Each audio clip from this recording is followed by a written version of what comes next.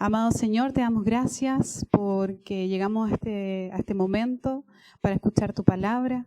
Te pedimos que tú prepares nuestros corazones, que haya una buena recepción a esta semilla, que demos fruto para tu gloria, que nada de lo que salga de mi boca sea desde la carne, sino desde tu trono, Dios mío, desde tu boca, desde tu Santo Espíritu.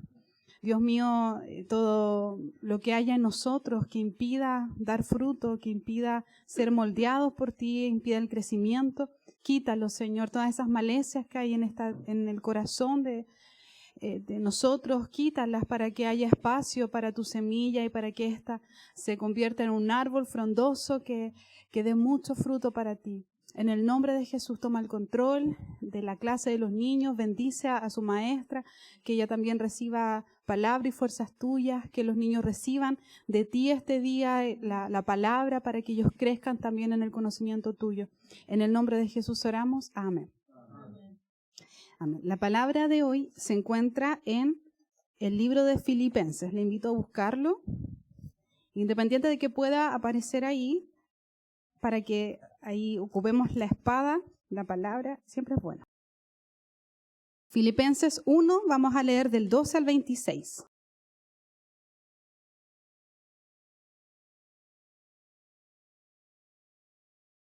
Esta palabra tiene un título y es La vida es Cristo.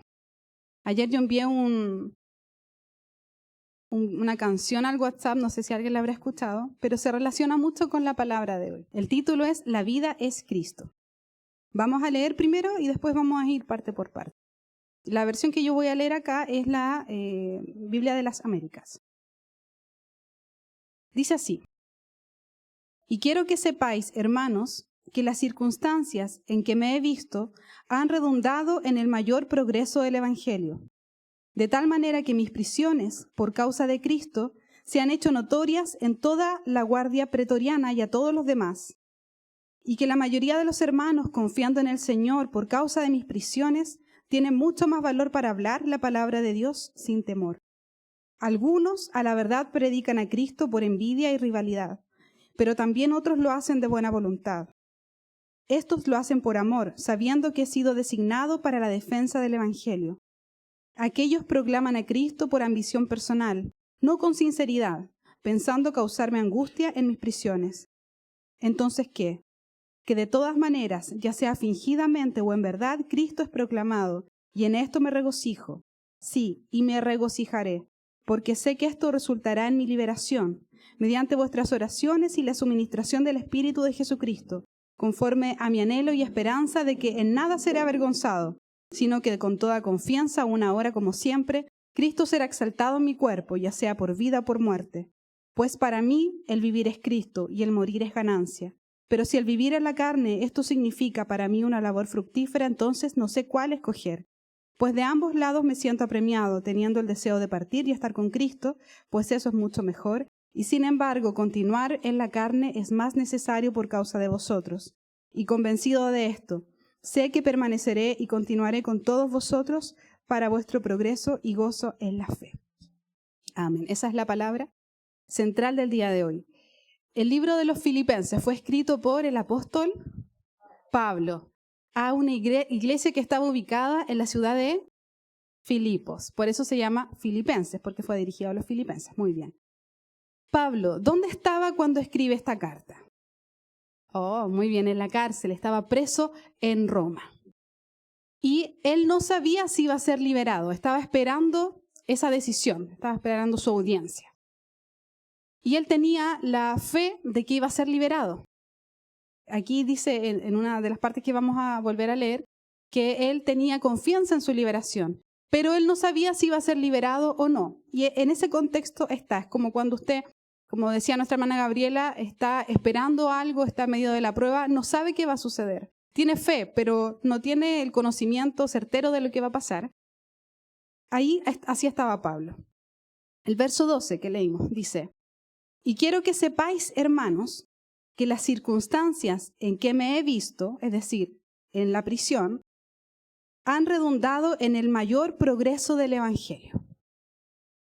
Aquí Pablo está diciendo algo que tal vez no es lógico, porque él era un apóstol. ¿De qué forma que estuviese preso un apóstol tan usado como Pablo iba a producir un mayor progreso del evangelio? Es como que usted dijera, la enfermedad que tengo ha redundado en un mayor progreso del evangelio. Y usted puede decir, pero si yo estuviera sana, sería mejor.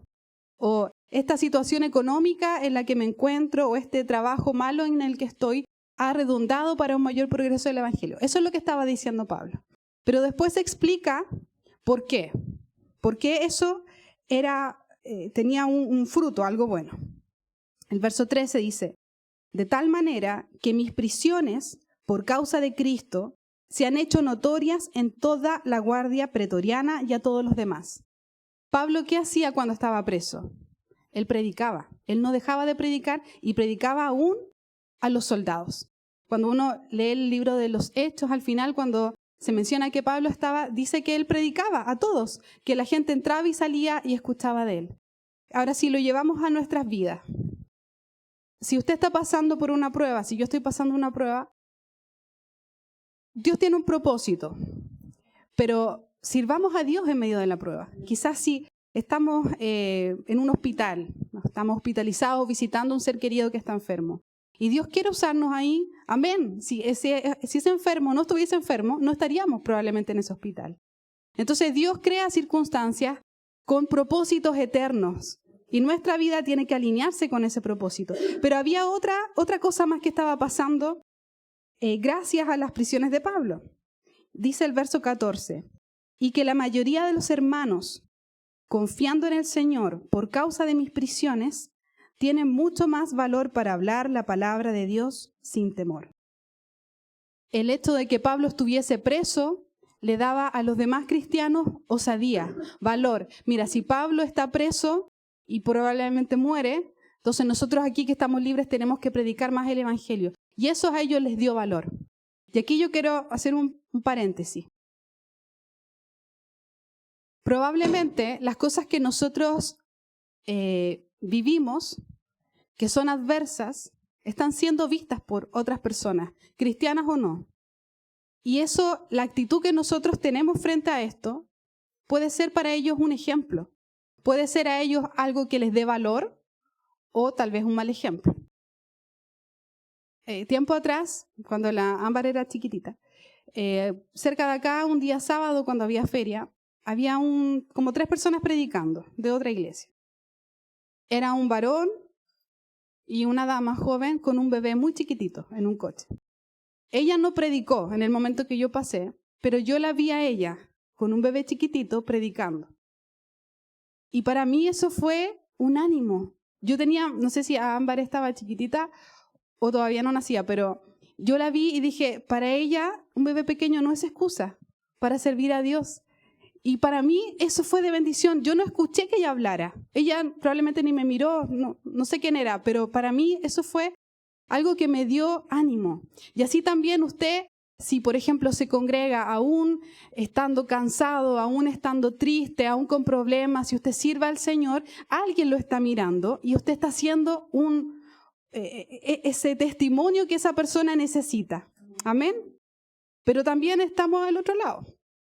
Si la gente ve que yo por cualquier cosa me desinflo, probablemente vea ese mal ejemplo y siga mis pasos. Ahí nuestra hermana Rosa bien decía algo así, que ellos son un ejemplo para sus hijas. Y aunque uno no quiera, a veces ser un ejemplo lo es, sobre todo para los hijos. Yo cuando preparaba esto, recordaba cuando mis papás cuando nosotros éramos chicos, íbamos a otra iglesia, Juan el Bautista se llamaba, ellos hacían el domingo reuniones muy temprano, o sea, como a las 11 de la mañana, escuela dominical, y después hacían un culto en la tarde. Entonces, en Independencia, nosotros íbamos en micro, nos demorábamos, llegábamos muy tarde, con frío, con lluvia, igual. En ese momento yo no cuestioné nada, pero hoy digo, si mis papás, teniendo 4 hijos, no tenían auto, nos llevaban, nos traían, y el Señor estaba ahí, eso para mí es un ejemplo. Pero si hubiese sido todo lo contrario, yo probablemente quizás no estaría aquí, porque estaría buscando excusas para no estar en las cosas del Señor. Entonces, lo que tú haces en medio de la prueba, el esfuerzo que tú le pones a las cosas, no es en vano. Quizás nadie te diga, oye, qué bien lo haces, pero alguien está siendo bendecido. Somos cartas abiertas. Esa dama que estaba ahí, probablemente nadie le dijo nada bueno, pero para mí eso fue de bendición. Así que lo que hacemos puede ser de bendición aún cuando estemos en nuestras prisiones o en nuestros problemas. Amén. Ahora, no todos los que predican a Cristo lo hacen por amor a Cristo. Dice, algunos a la verdad predican a Cristo, aún por envidia y rivalidad, pero también otros lo hacen de buena voluntad. Estos lo hacen por amor, sabiendo que he sido designado para defensa del Evangelio. Dios conoce la motivación. La Biblia dice, tú cuando des limosna no seas, en el libro de Mateo me parece, tú no seas como los hipócritas que ellos tocan trompeta cuando dan, sino que cuando des, tu izquierda no sepa lo que hace tu derecha, es decir, haz la piola, ¿ya? Y cuando ores, no hagas como los hipócritas que aman orar en la sinagoga, en las plazas, para ser visto de los hombres. Mas tú cuando ores, entra en tu aposento y, cerrada la puerta, ora a tu Padre que está en secreto, y tu Padre que ve lo secreto te recompensará en público. Nosotros podemos orar, podemos hasta orar y que se sane alguien, predicar y que esa persona se convierta, pero no hacerlo con la motivación correcta. Hacerlo para tener reconocimiento, para ser visto, etc. Y eso Dios lo sabe. Así que si estamos haciendo cosas buenas, pero con una motivación que no es traer gloria a Dios, eso también el Señor quiere que lo corrijamos. Dice, ¿entonces qué?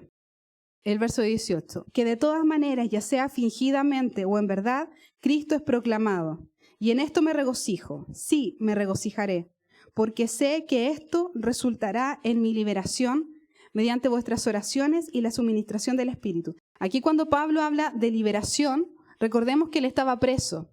Habla de una liberación física. Él tenía fe de que iba a ser liberado. Y de hecho habla de las oraciones. Está pidiendo oración. Cuando usted pide oración está bien. Pero vamos a ver más adelante que él dice, sea que yo viva o que muera, sea para gloria de Dios. Cuando nosotros oremos, siempre pidamos a Dios lo que queremos, obviamente.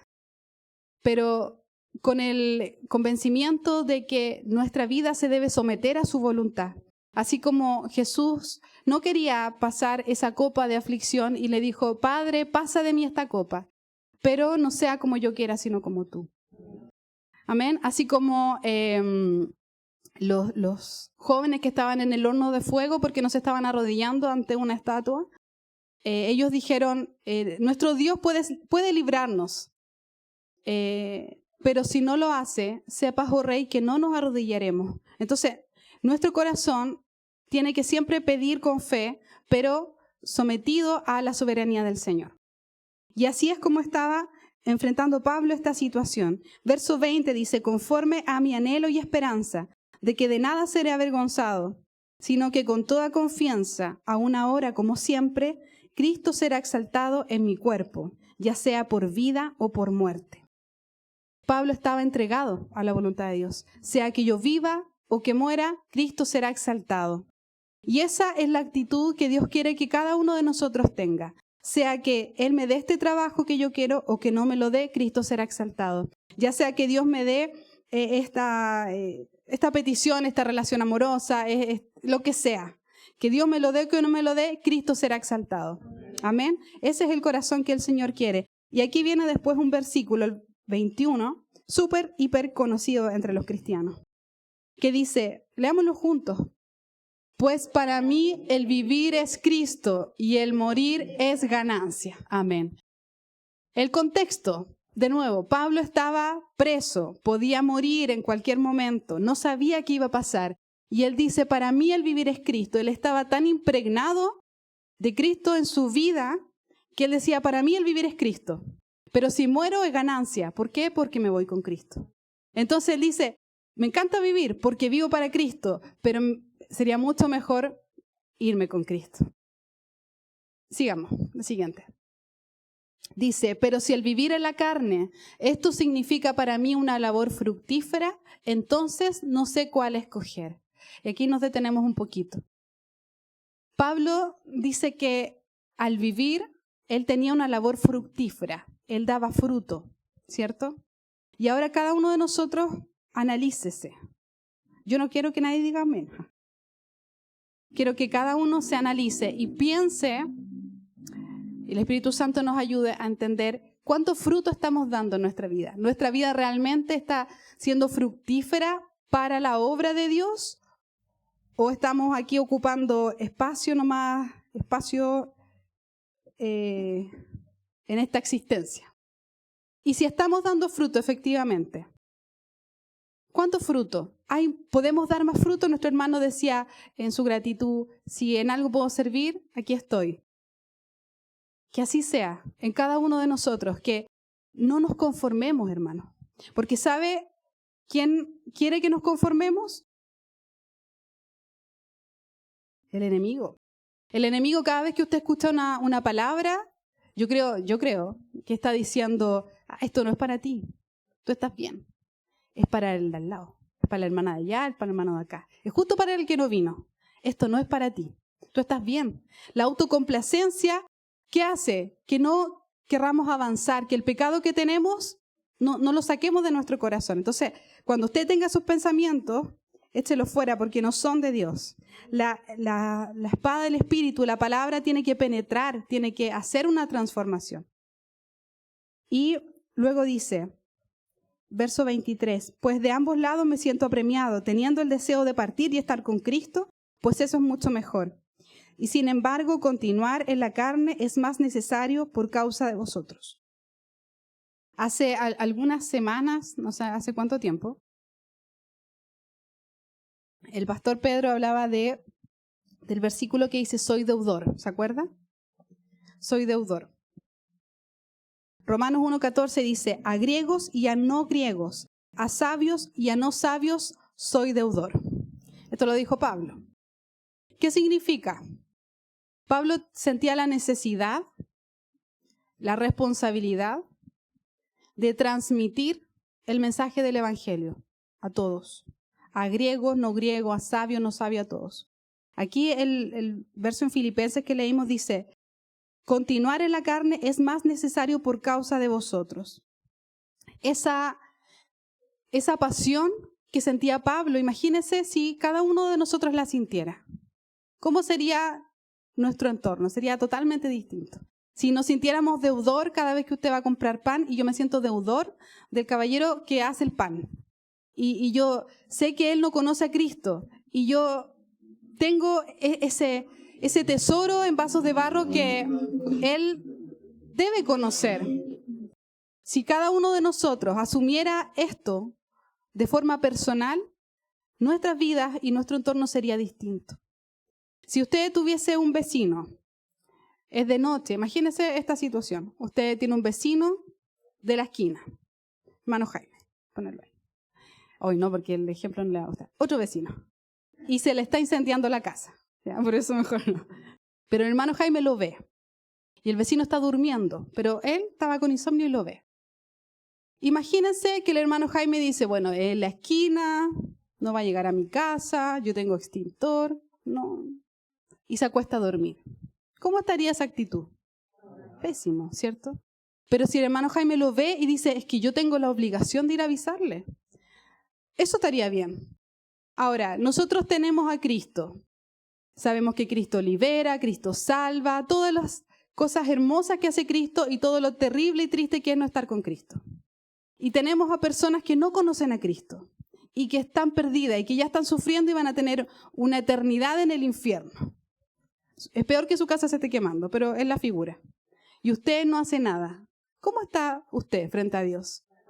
Pésimo, ¿cierto? Entonces, desde ahora, hermano, somos deudores. Y cada día no es para que usted diga soy deudor, sino que para que usted se ponga en la mano de Dios y diga, Señor, heme aquí. ¿En qué te soy útil? Y créame que hay muchas cosas en las que puede ser útil y el Señor lo va a guiar. Pero hágalo por amor, ¿ya? Hágalo por amor, no lo haga para ser visto como veíamos acá. Ahora vamos a hablar un poquito del hedonismo. ¿Alguien sabe lo que es? Solo diga sí o no. El hedonismo, voy a leerlo, dice: doctrina que surgió en la antigua Grecia, considera al placer como el objetivo central de la vida. Para los hedonistas, vivir significa disfrutar de los placeres y evitar el dolor a toda costa. ¿Ya? Es el hedonismo. Vivir es pasarlo bien, es disfrutar y no sufrir. Ahora, ¿eso le parece familiar en lo que vemos en el mundo? Si bien esta idea surge en la antigua Grecia, en nuestra vida cotidiana esto también está presente en el mundo. ¿Cómo se manifiesta? A través del hiperconsumo. Todo lo que yo quiero, lo tengo. De hecho, hay unas marcas que dicen, tú lo vales y cosas así, ¿no? El hiperconsumo, la cultura de la inmediatez, de todo lo quiero ahora, no quiero esperar. La búsqueda constante de la validación, las redes sociales, la gratificación instantánea. Todas estas cosas están en el mundo y las reconocemos, ¿cierto? Ahí están. Ahora, el problema más grande no es que están solo allá, sino que también han permeado la iglesia. Una de las consecuencias del hedonismo es que se ha exacerbado la importancia de cómo se siente la gente, de los sentimientos. Pasamos de una sociedad, la de nuestros padres, nuestros abuelos, donde era muy duro todo para toda la gente, la educación, te pegaban, la monjita, esa, la historia que ustedes cuentan, a un extremo donde ya no se puede hacer nada, decir nada, porque podemos herir los sentimientos de las personas. Donde ya no... Yo, por ejemplo, tengo un compañero que hace clases en la universidad, clases de Derecho, y él dice, los estudiantes están cada día peor. Y nosotros tenemos, los profesores, la orden de no dejar reprobar a muchos. Entonces, se les tiene que tratar con una delicadeza que lo único que va a hacer es que ellos sean malos profesionales, porque la vida real no es así. No te tratan con delicadeza los jefes, los jueces. Ya, pero eso es allá afuera. El problema es cuando acá en la iglesia de Dios, hablo iglesia de forma general, nuestra predicación es hedonista.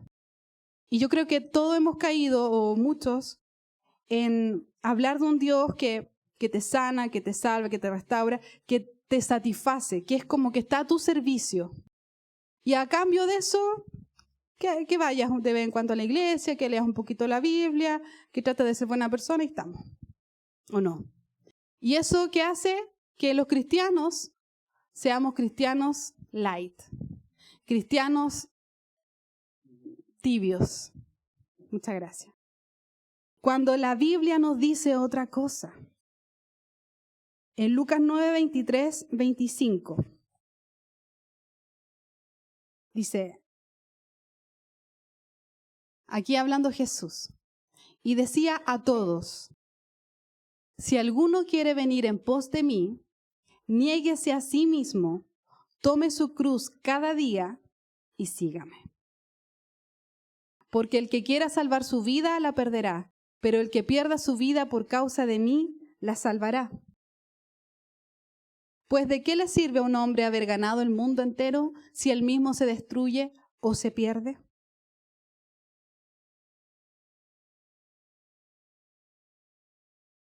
Romanos 12:2 dice, no os conforméis a este siglo. ¿Se lo sabe? Ya, digámoslo. No os conforméis a este siglo, sino transformaos por medio de la renovación de vuestro entendimiento, para que comprobéis cuál sea la buena voluntad de Dios, agradable y perfecta. Sería bueno memorizarse ese versículo. ¿Qué quiere decir no os conforméis a este siglo? Hay otras versiones que dicen, no se amolden a la cultura actual. Si allá hay hedonismo y allá se habla del placer, de la autosatisfacción, de evitar el dolor, si algo te duele, quítalo de tu vida. Aquí el Señor nos dice, no. Olvídense de sí mismos, tomen su cruz y síganme. Nos dice, deja tu ego a un lado. Te hirió el orgullo, te hicieron mal, perdónalos.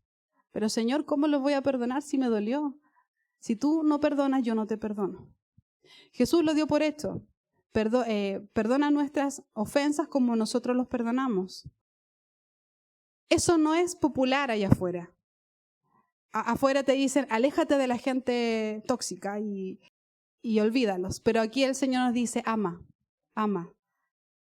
perdona. Esa es la renovación de nuestra mente. Allá afuera, si usted no se esfuerza, todas las ideas del mundo van a igual penetrar su mente, aunque usted no se esfuerce. Lo que usted tiene que esforzarse es en renovar su entendimiento. ¿Y qué cosa renueva nuestro entendimiento? ¿Qué cosa? La palabra de Dios. Entonces, hoy el Señor nos está renovando nuestro entendimiento. Amén. Tome su cruz cada día. Negarse a sí mismo. ¿Qué significa negarse a sí mismo? Que abandone sus propias ambiciones, sus metas, su ego. El ego es el yo. Allá afuera, el centro es el yo. Mi esposo, mi esposa no me hace sentir bien, lo cambio. Este trabajo no me reconocen, me voy. Cualquier cosa porque yo soy el centro. Pero cuando llegamos a la iglesia, si llegamos con esa misma mentalidad, pero es que aquí nadie me reconoce, nadie me trata bien, o todos son, no sé. ¿Qué importa, hermano? Si hay que mirar a Cristo, ¿ya? Dejemos de mirar nuestro ego y de cuidarnos nuestro ego. Debemos seguir a Cristo, negarnos a nosotros mismos y tomar la cruz, es decir, imitar a Jesús y hacer su voluntad. Ahora, una pregunta de reflexión. Vimos en Filipenses que acá Pablo decía, para mí, Filipenses 1:21 dice, para mí el vivir es Cristo y el morir es ganancia. Una pregunta sincera. Para nosotros, ¿vivir es Cristo? ¿O para usted vivir es el trabajo? No estoy hablando de la pregunta idealizada, porque yo creo que si a mí me preguntan siempre, ¿para ti vivir es Cristo? Sí, por supuesto. Dios es lo más importante de mi vida. Yo estoy segura que la mayoría o todos dirían eso. Pero no estoy preguntando lo que se espera, sino lo que es. Hay una frase que me gusta mucho que dice, tus acciones hablan más que tus palabras. Tus acciones hablan más fuerte que tus palabras. Tú puedes decir, yo amo a Cristo con todo mi corazón, toda mi mente y todas mis fuerzas, pero en mi vida realmente yo le doy 90% a mi trabajo, mi familia, toda mi mente, mis fuerzas, mi corazón, y el 10% a Dios. Entonces realmente yo no estoy viviendo a Cristo. Cristo no es mi vida, es otra cosa. Así que de nuevo la pregunta, no para que la responda, para que reflexione. ¿Para usted vivir es Cristo o para usted vivir es su trabajo? ¿Qué está ocupando más tiempo, más de su mente, más de sus fuerzas? ¿O su familia? ¿Usted se entrega por completo a su familia? ¿O al ocio, a los pasatiempos? Hay un partido, entonces usted se olvida de Cristo. Mis proyectos, mi amargura, tengo un corazón tan triste, tan amargado que no sirvo a Cristo. Mis metas, demostrar algo a otros, competir, su ego, ¿qué? ¿Qué es su vivir? Debe ser Cristo. ¿Pero qué está haciendo? Porque si Dios no está dando esta palabra es porque no está siendo Cristo.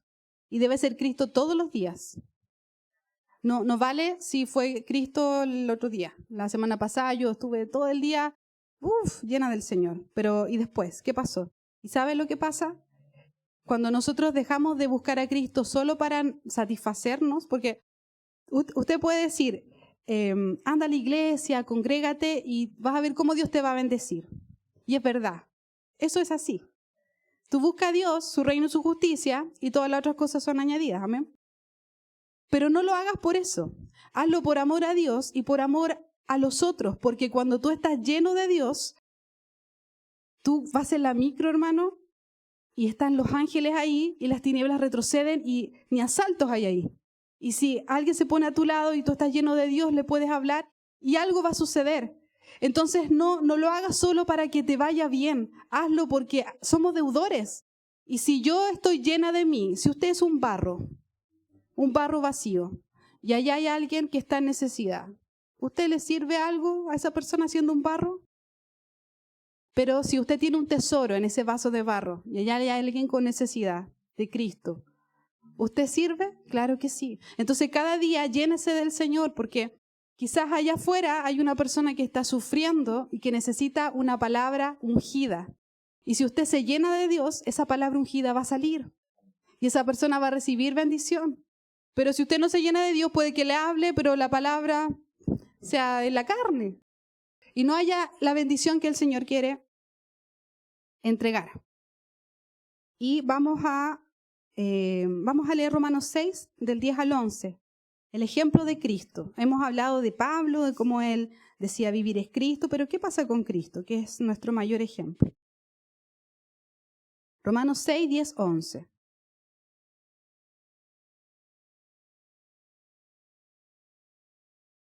Aquí dice, porque en cuanto Él murió, hablando de Jesús, murió al pecado, de una vez para siempre. Pero en cuanto vive, para Dios vive para Dios. Así también vosotros, consideraos muertos para el pecado, pero vivos para Dios en Cristo Jesús. O sea, el ejemplo de Cristo. Cristo murió para Dios, vivió para Dios, y así también nosotros, al morir con Cristo, hemos muerto al pecado, pero ahora vivimos para Dios. Romanos 6, del 13 al 14. En la misma línea. Dice, ni presentéis los miembros de vuestro cuerpo al pecado como instrumentos de iniquidad. Cuando nosotros no conocíamos al Señor, nuestras vidas, nuestros miembros, todo nuestro ser, servía al pecado, a la iniquidad, a nosotros mismos, como vimos el hedonismo. Nos servimos a nosotros mismos. Pero ahora dice, si no presentaos vosotros mismos a Dios como vivos de entre los muertos y vuestros miembros a Dios como instrumentos de justicia. Nuestro ser ahora, que somos cristianos, que somos creyentes en el Señor, es un instrumento para justicia. ¿Y a qué se refiere con justicia acá? A que debemos dedicar todo nuestro ser a servir y obedecer a Dios. Hace un tiempo atrás yo comenté un sueño donde yo veía como el ámbito espiritual, ángeles, demonios. Y al orar sobre los demonios, ellos se iban. Pero había un demonio que oraba y no se iba. Y era muy agotador. Y cuando yo desperté, finalmente se fue, pero fue muy agotador en el sueño. Yo decía, Señor, ¿qué pasa aquí? ¿Por qué soñé esto? Y me fui a la Biblia. Cuando usted tenga un sueño, vaya a la Biblia. Y leí acerca de ese episodio donde había un espíritu inmundo en un joven, en un muchacho, y los discípulos oraron y no lograron expulsar a ese demonio, ¿se acuerdan? Y llega Jesús y se enoja con los discípulos y ellos le dicen, y bueno, finalmente Jesús lo expulsa fácilmente. Y los discípulos le dicen, pero ¿por qué nosotros no pudimos? Porque ellos anteriormente sí habían echado fuera demonios. Y Jesús le dice, es que este espíritu no sale sino con oración. Acá yo anoté el versículo. Marcos 9:29.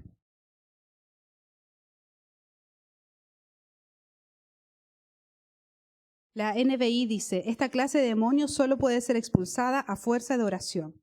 Respondió Jesús. De nuevo, si usted puede que tenga fe para sí mismo, pero hay gente que está sufriendo. Por ejemplo, que está en opresión demoníaca. Si usted busca de Dios, si usted tiene comunión con Dios, si usted tiene una vida de oración, Dios puede usarlo para liberar a esa persona. Y no va a tener que estar pidiendo oración a medio mundo porque Dios lo va a usar. Amén. Está bien pedir oración, pero Dios también puede usar su oración. Pero si es más fácil no buscar a Dios, no llenarme de Dios y pedir oración, pastores oren, hermanos oren, todos oren. Y yo, ¿por qué no busco de Dios y me lleno de Él para que Dios me use? Entonces, hermano, tomemos las armas que el Señor nos ha dado. Ese espíritu no era no lo podía sacar solo Jesús, no era que tuviera más poder. Es que los discípulos no estaban alineados con Dios, no tenían una vida alineada con el Señor en ese momento. Entonces, no es que el espíritu sea intocable por nosotros, porque Dios ya nos dio poder. Dice, recibiréis poder cuando venga sobre vosotros el Espíritu Santo. Y ese poder no es para que usted simplemente esté en su casa tranquilo y su familia feliz. Dice, recibiréis poder para ser testigos. Amén. Para ser testigos, para ir afuera y testificar de Cristo. Y lo último. Filipenses 2, del 3 al 9. El ejemplo de Cristo.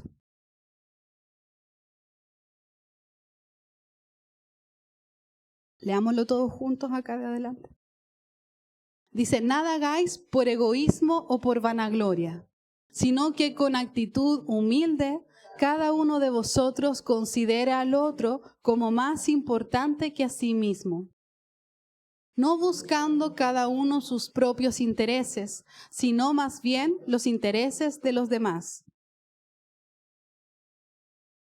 Haya pues en vosotros esta actitud que hubo también en Cristo Jesús, el cual, aunque existía en forma de Dios, no consideró el ser igual a Dios como algo a que aferrarse, sino que se despojó a sí mismo, tomando forma de siervo, haciéndose semejante a los hombres.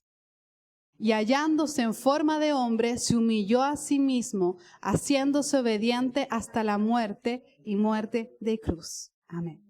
Le invito a ponerse de pie.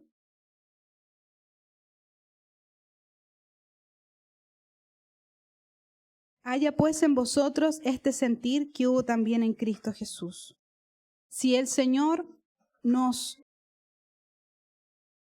pone en una prueba, permite que vivamos algo que nos duele, oremos al Señor para que esa prueba pase, pero también que en esa prueba podamos glorificar al Señor. Así como Pablo decía, sean vida, sean muerte, yo glorificaré al Señor.